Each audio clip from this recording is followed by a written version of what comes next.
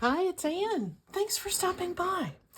I was fooling around playing with some paper the other day, and I came up with something that on the surface looks uh, sort of ordinary, but I think it's super useful.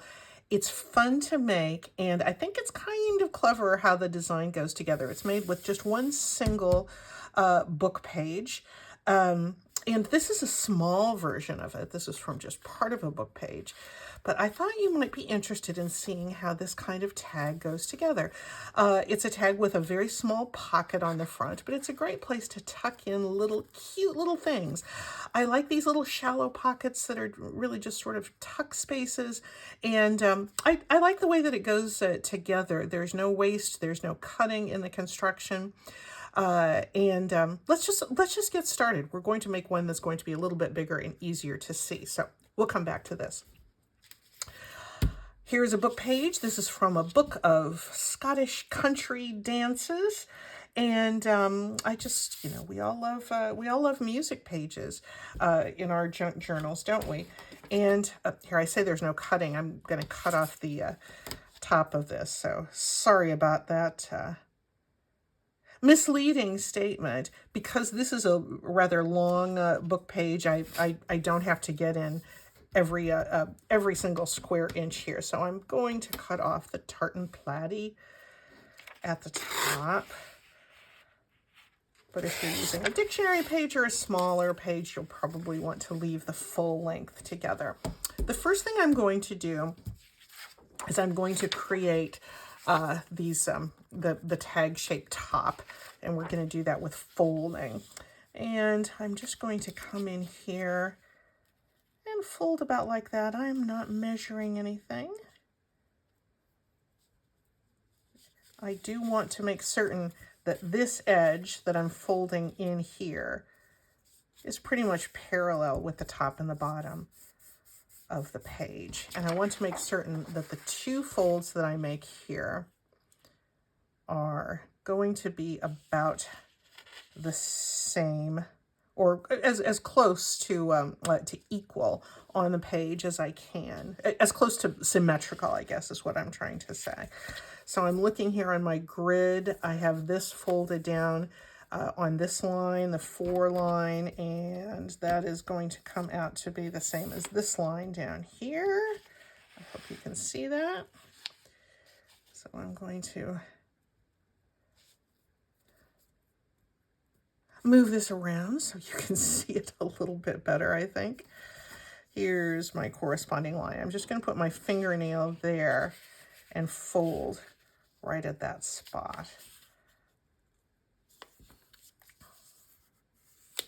And that makes it easy to make certain that we have symmetrical folds. Now I'm going to fold in the side. And again, I'm going to line this up. And because I haven't cut the bottom edge here, this is going to help me make this this fold pretty straight up and down. I'm just making certain that fold, these two edges are on top of each other. And that should be nice and straight there. Now, to make certain that this fold lines up with this fold, and by lining up, meaning it's symmetrical, I'm going to choose a line to have this fold up next to, and I'm going to look at where my folding point is. It's right here. So this line corresponds down here. I'm going to put my thumbnail there and turn up just to that spot. Again, lining up on this side. See how easy that is? That's all the folding that we need. Well, almost all the folding that we need to do. Nice and symmetrical. And we have the advantage now with this book page being fairly thin, this music page, we have the advantage of double thickness now. I'm going to put in just a little bit of glue stick just to keep it tacked down so we don't have a whole lot of shifting. but don't worry about getting all the way to the edge because I'm going to, well, you can if you wish. I'm going to be doing some machine stitching around here. This is going to be nice and flat. If I have any clumps of glue,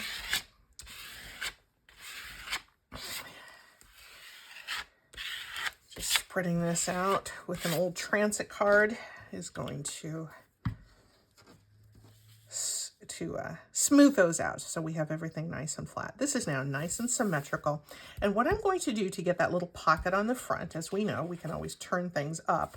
However, that leaves us with upside down text, or in this case, upside down music. And I'm going to just we're going to make just like a little shallow pocket, a little pleat here.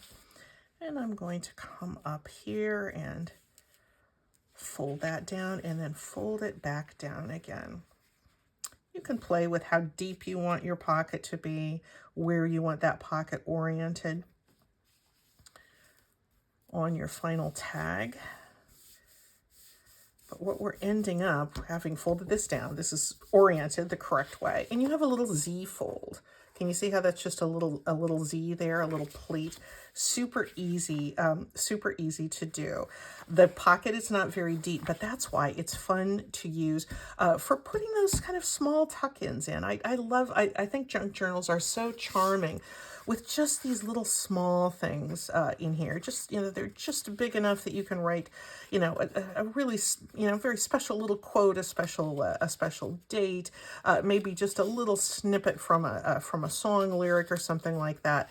These small pockets on the fronts of these tags are just fun for saving that type of thing. Now, I want to do a little bit of decorating on this, and I'm going to do it with stenciling. But before I put my stenciling down, I'll put this behind. I want to put just a little bit of gesso on here. The first thing I'm going to do, though, because I'm going to be taking this to the sewing machine and stitching everything all the way around, because this is going to be my last chance to get this little fold to ink it.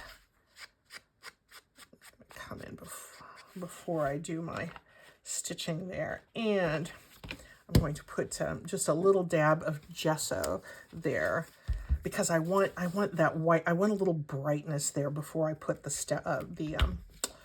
stenciling on. So I'm just going to pour just a drop of my gesso there. I don't need anything more than that. My gesso lasts a long time. I'm going to come in with yet another card, this time an old hotel key. And I'm just going to pick up some of that gesso here. And I'm not going to put it over the entire tag. I'm just going to kind of smear it here. And because I have my fold there, I'm not going to need to go inside the fold. And whatever I have left here, I did make that little bit of gesso quite sparing, didn't I? But there's no waste there. In fact, I don't really even need to clean this off. I'm going to set this aside to dry, and after it has dried, I will stitch around the edge. But because I didn't want to have you wait, I brought in one that I did earlier. Same, I made this one, I think it's just a little bit wider, ends up just a little bit wider than that. But this one is stitched all the way around. You can see I stitched with an ecru thread. I tried some that were dark, and I just didn't like the look that much. Let me see if I have one over here to show you. It's okay. But I didn't love the dark stitching. It just, different journals, different styles. I'm sure I will use this at some point, but I was just feeling like, the little more tailored looking look with the whiter thread. Keep this here still. Now, shall I round the bottom corners before I do my stenciling? There's no reason to have a specific order of events, but I do want to make certain I don't forget to round my corners. There we go. Let's ink around the edges, and then we will do our stenciling. And this is a little tag. To use it as a tag with journaling spots on the back, it works really great to, because you've got a double thickness of book paper across most of this tag. So it's a little more robust than just a single thickness, but it's kind of nice to use something like a file folder or something to make the tag a little more robust if you're going to use it as a tag. But we're going to get to that in a moment. Now I'm going to do my stenciling, and this gesso is faint and nice and dry there. I'm going to be using a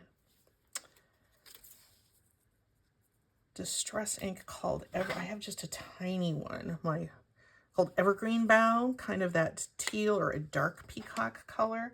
And I'm going to be combining that with a little bit of our standard vintage photo. So let me get both of these out.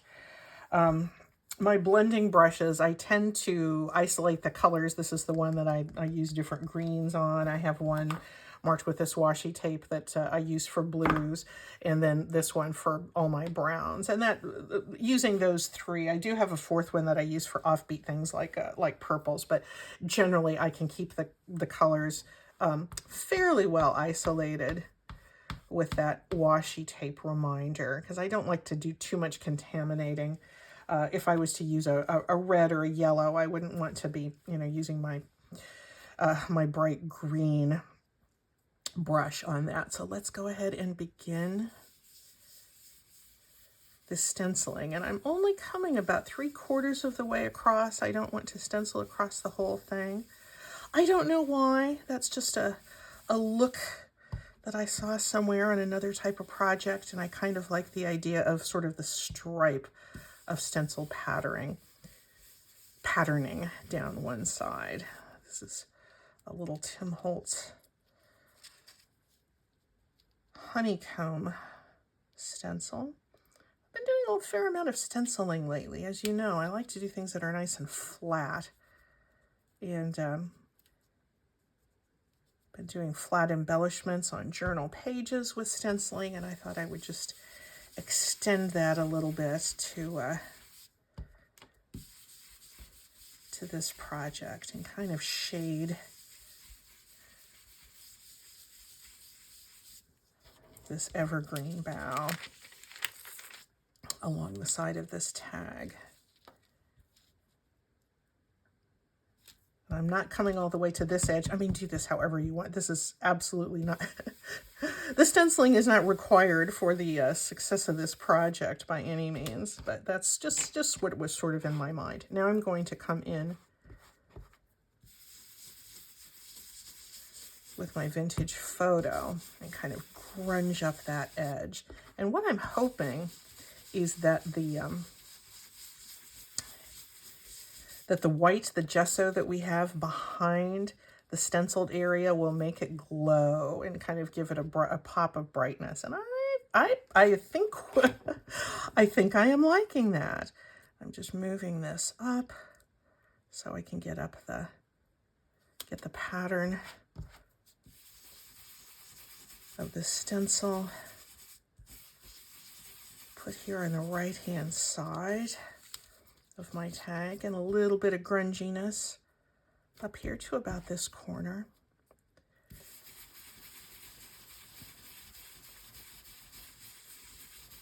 And oh, I think that looks so pretty. So pretty. Done with the evergreen bough and done with that inking for now. Isn't that nice? We're admiring that, but of course we're going to change it. Now, one thing we could do is we could put this into a journal page just like this. We could glue this right down like this and have that be a little pocket, and that would be great. But what I think I'm going to do is to back it. As I was mentioning earlier, I like to use a file folder, and this is just a little bit narrower. This piece of file folder, I was using that for an earlier project. It's a little bit narrow, but I think that's fine because it doesn't need to extend all the way to the edge. So let's go ahead and use that while we have it. And cut this off here, come back in just a little bit. Wait, I'm gonna have to cut it from the other side. Pull it down just a little bit more so we have so that the piece is slightly smaller than the tag.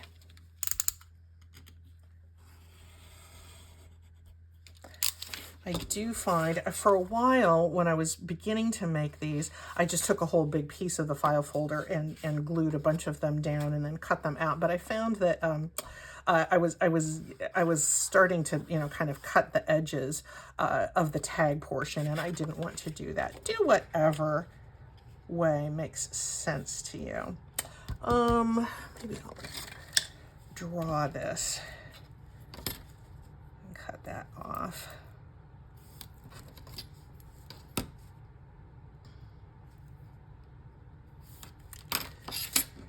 And scissors will be helpful.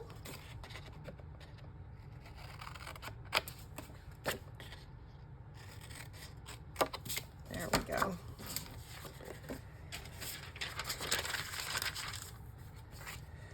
And a little bit of glue stick. So this is the larger piece, so I'm going to glue the file folder piece, but I will ink it first.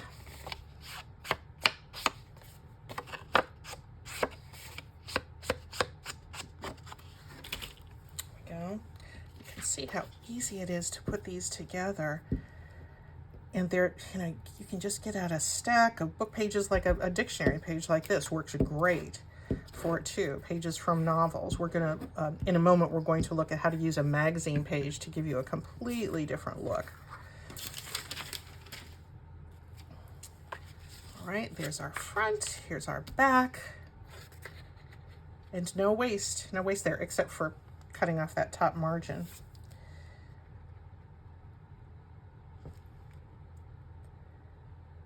There we are. So that is handy.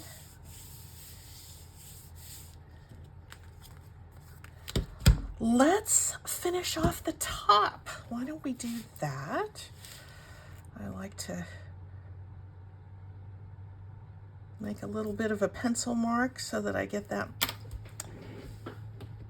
top hole if I'm doing that kind of a topper. So I get that in the middle. And what shall I put there? I think because I have this handy, which is just a strip of white cotton, or white muslin, I'm just going to cut off a little piece of that. That might be just a little bit wide there. So I'm going to rip that off and see if that holds. Yeah, that'll be fine. And I believe I still have some of the Evergreen Bough ink on this brush. So we'll kind of put a very, very faint green on that piece of cotton.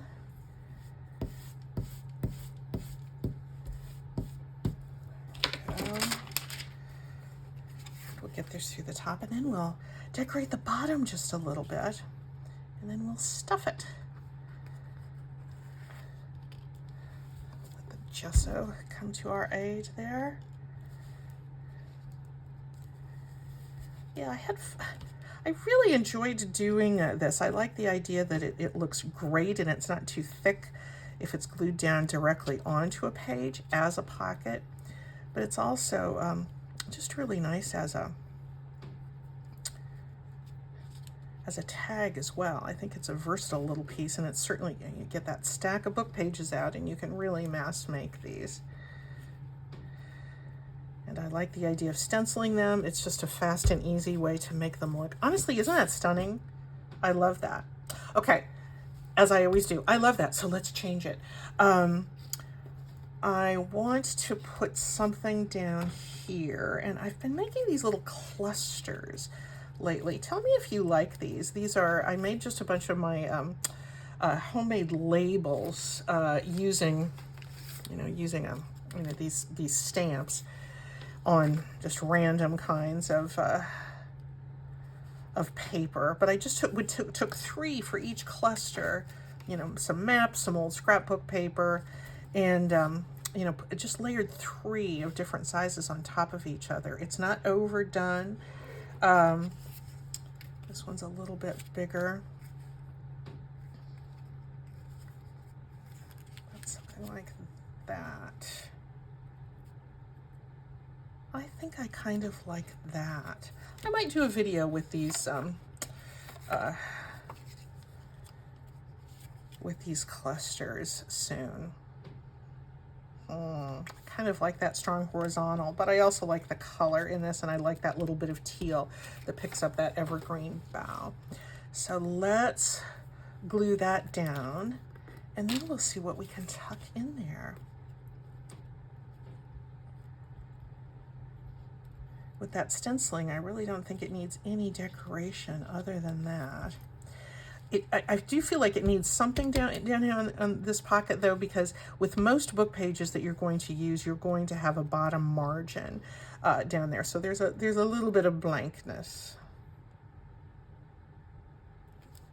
I like that instead. No, we'll go this way. I just kind of want to fill that in with a little bit of visual interest. There we go with that. Oh, these come together so quick and easy. Now, because we're putting only small things in there, because this is a shallow pocket, you can see it only goes in, just that deep. So not a deep pocket, but that's part of the beauty. That means we can put several things in here. And I think these are great for playing cards, altered playing cards. That's kind of echoes the honeycomb there, but I think that color is just a little too bright. These are just some pieces off of a Daphne's Diary magazine cover that I backed with some coffee stained paper. I could put that in there. There's something that kind of goes with that, and I want something a little different. What about a ticket? I thought I had some tickets here. Here's some of my larger tickets. I'll cut this one off. These are not real tickets. These are faux tickets that I have made in previous videos. Even do a little bit of journaling on the back there. How nice is that to just tuck a few sweet things in? And it was so fast and easy. I like the fact it's a nice showcase, not for another big tag, but for these tiny tuck-ins. And there we go. Oh, I love this. Let's see if we have time to do another one. I think we do, but I would like to use a different kind of paper for you with this one, and one that will need a little less embellishment, I think. Let's look at this. Here is a magazine page, and I think I'm going to go ahead and cut that off. I want to focus mostly on this as an image. We'll just see proportionately how this does. I do not see my long ruler around anywhere. I have a little bit too much on my desk right now. You know what I'm going to do? I'm going to fold. I'm going to do like Tina does on Shabby Dabby Doo-Dah. Ooh, that's pretty, isn't it? And this is how she often gets her straight folds. And I'm going to come out a little bit more because this is going to be folded under. There we go. I'm going to get a nice straight edge that way.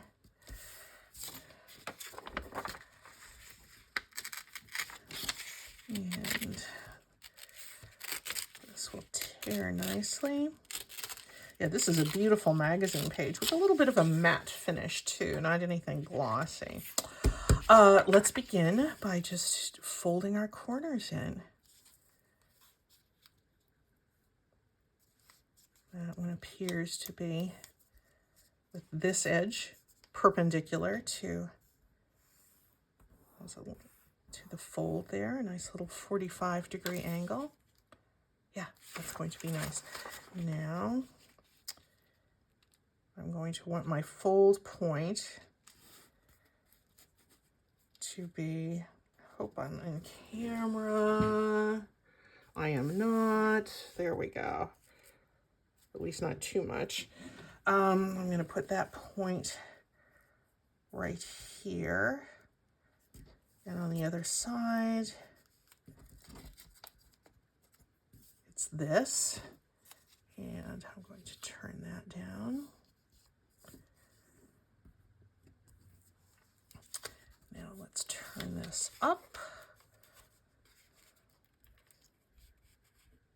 And I'm stopping here because I want to have that angle still showing. It could be, you know, I could make that angle be long, but I want this to be a little bit more of a tall, skinny tag. And we'll just see how this comes out. I've done this with smaller pieces of magazine, but not the large one. All right, this is going to line up here. My visual indicator is this line. On this side, it's down here. I'm putting my fingernail right there and turning up to that point.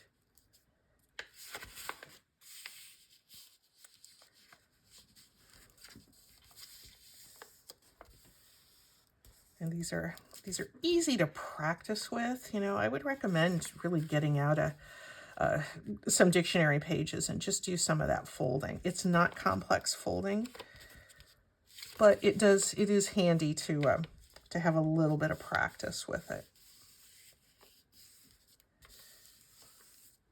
I think I got that pretty much okay. Let's do a little bit of gluing, just because these little under edges won't shift then when we're doing our folding on the top.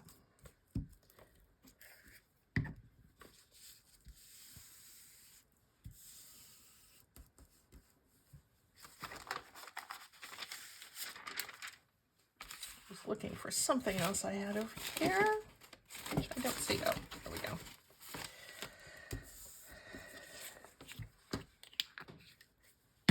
All right, this is very tall and skinny.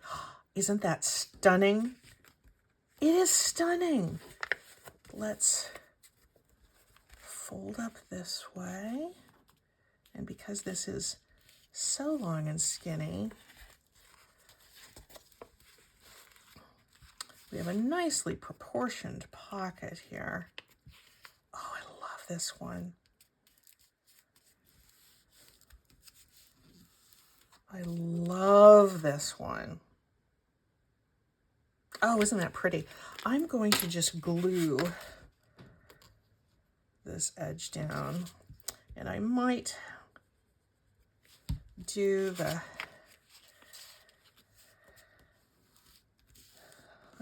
sewing machine stitching later, or I might not. Gluing is absolutely an option, but it need not be the only option. Now let me see, what's our overall height is just a little over 8 inches, so that's maybe just a little bit tall for most of our journals. So just to be on the safe side, I'm going to just shave about a little more than 1/4 inch off the bottom. And we'll round those corners.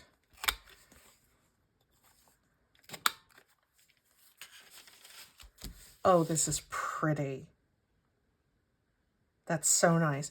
I could put something in the top, but I'm thinking this as being something that would really be nice glued down onto a journal page as a pocket. I think this would be nice. And again, putting some small things in there. What do I have over here? I have a little bit of that. That would be nice. I've got some more tickets that could go in there. That's not exactly right, is it?